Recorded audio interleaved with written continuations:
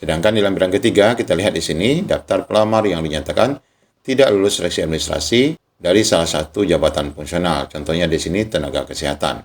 Pengalaman kerja terputus. Nah, ini Bapak Ibu terputus ternyata juga TMS ya.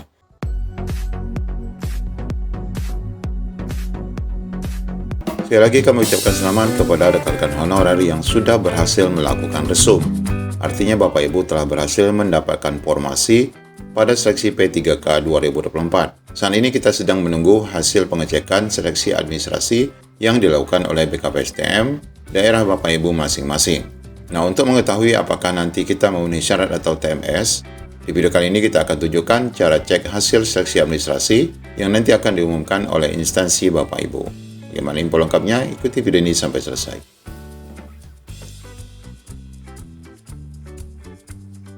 Ya, hari ini tanggal 23 Oktober 2024, Bapak Ibu, saat ini kita sedang menunggu proses seleksi administrasi yang akan berakhir pada 29 Oktober 2024, di mana pengumuman hasil seleksi administrasi akan diumumkan pada tanggal 30 Oktober sampai dengan 1 November 2024. Sebelumnya nanti Bapak Ibu yang dinyatakan memenuhi syarat akan mengikuti pelaksanaan seleksi kompetensi pada tanggal 2 Desember sampai dengan 19 Desember. Cek jadwal masing-masing nanti di akun SSCSN Bapak Ibu. Ya, jelas sekali Bapak Ibu, kita sangat penasaran untuk menunggu tanggal 30 Oktober bagaimana hasil kelulusan seleksi administrasi kita. Nah, berikut adalah cara untuk mengecek hasil seleksi administrasi yang nanti akan diumumkan. Cara pertama untuk mengecek hasil seleksi administrasi adalah kita mengunjungi website BKPSDM ataupun instansi setempat.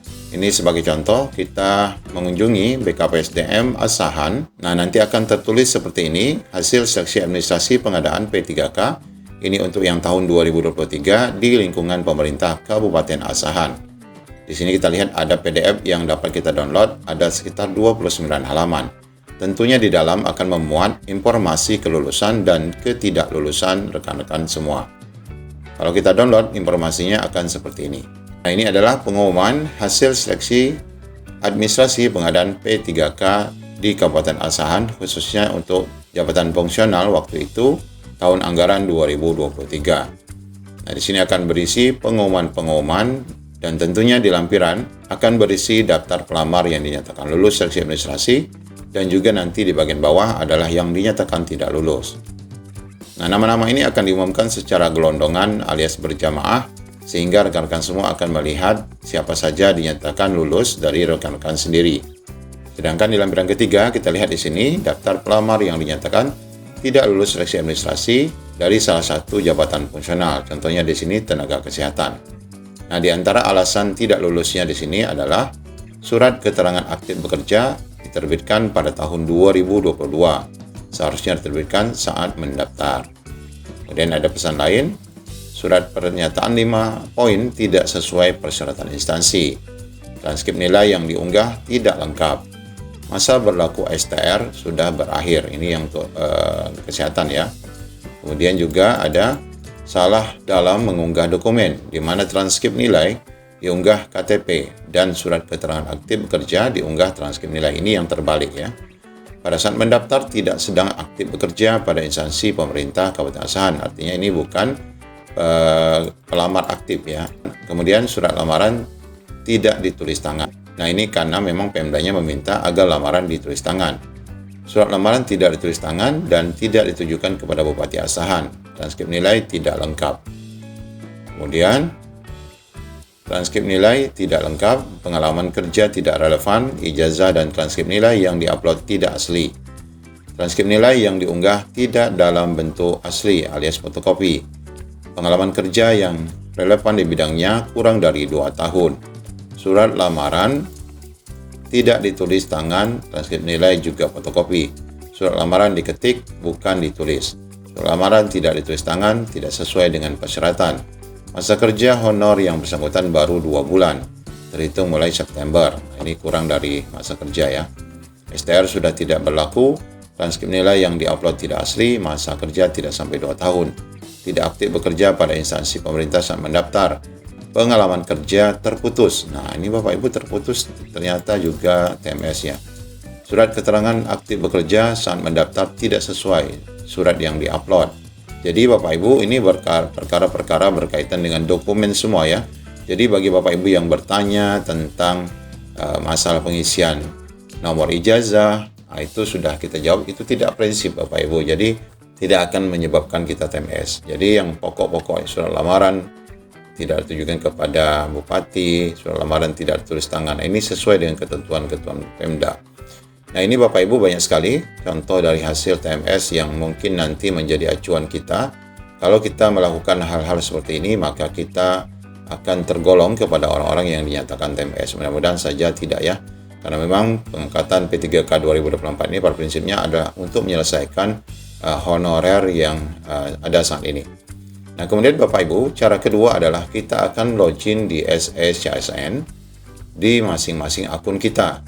Kita akan login menggunakan nick, password, dan captcha yang ada pada laman SSCSN. Nah, kami baru saja login di SSCSN. Tampilannya masih memberikan tampilan resum pendaftaran dengan data kita, kemudian bagian unggah dokumen yang sudah kita upload. Di bagian bawah ada cetak akun dan cetak bukti pendaftaran.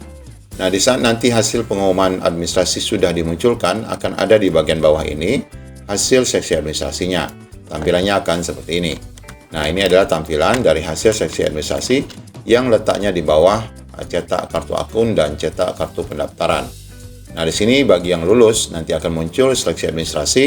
Selamat, nama yang bersangkutan, Anda lolos tahap administrasi berkas. Saat ini pencetakan kartu CASN 2024 Anda belum dapat dilakukan. Nah, ini untuk ujian ya, untuk kartu ujian.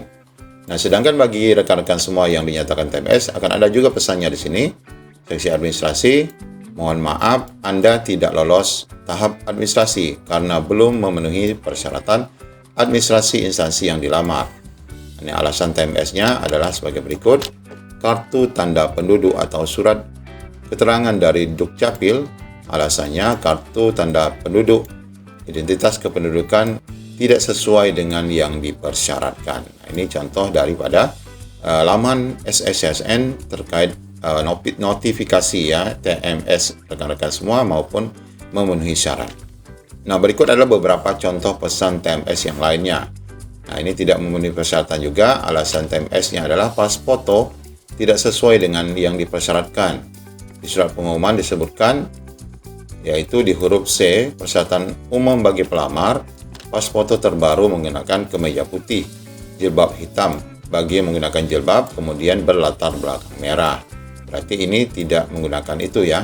Pas foto formal terbaru berlatar belakang berwarna merah. Alasannya pakaian yang digunakan di foto tidak sesuai ketentuan.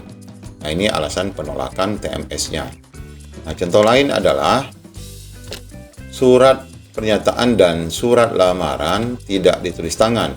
Surat keterangan bekerja fotokopi. Nah, ini bagi instansi yang meminta surat lamarannya harus tulis tangan. Kemudian, alasan lain surat keterangan pengalaman kerja tidak sesuai persyaratan, tidak dibubuhi materai.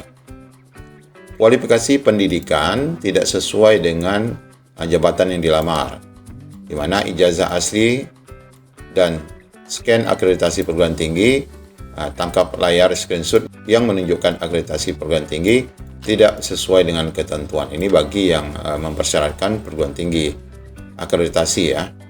Pengalaman kerja tidak relevan dengan jabatan yang dilamar. Keterangan bekerja ini sama juga ya Bapak Ibu. Termasuk juga sertifikat kompetensi untuk tambahan nilai juga tidak sesuai persyaratan ya. Kemudian alasan yang lain surat pernyataan tidak sesuai. Ini sama juga. Surat pernyataan tidak sesuai dengan format yang disyaratkan. Kemudian di sini pas foto tidak sesuai dengan ketentuan karena terlihat gigi. Nah, ternyata terlihat gigi juga tidak baik. Barangkali mungkin dia senyum ya, tetapi senyumnya berlebihan sehingga terkesan tidak formal fotonya. Kemudian ada juga pakaian yang digunakan tidak sesuai ketentuan. Pas foto formal terbaru berlatar belakang merah. Alasannya pakaian yang digunakan tidak sesuai. Tapi untuk tahun ini tidak ada penyebutan khusus untuk pakai jilbab warna ini, warna itu tidak ada ya. Hanya pakaian formal. Jadi tentu saja nanti dari rekan-rekan mudah-mudahan tidak terkena pada pas foto. Nah, demikian rekan-rekan semua cara mengecek hasil seleksi administrasi yang nanti akan diumumkan baik secara gelondongan oleh Pemda maupun melalui akun masing-masing. Semoga rekan-rekan semua dinyatakan memenuhi syarat dan bersiap untuk mendapatkan NIP tahun 2025 nanti. Selamat. Assalamualaikum warahmatullahi wabarakatuh.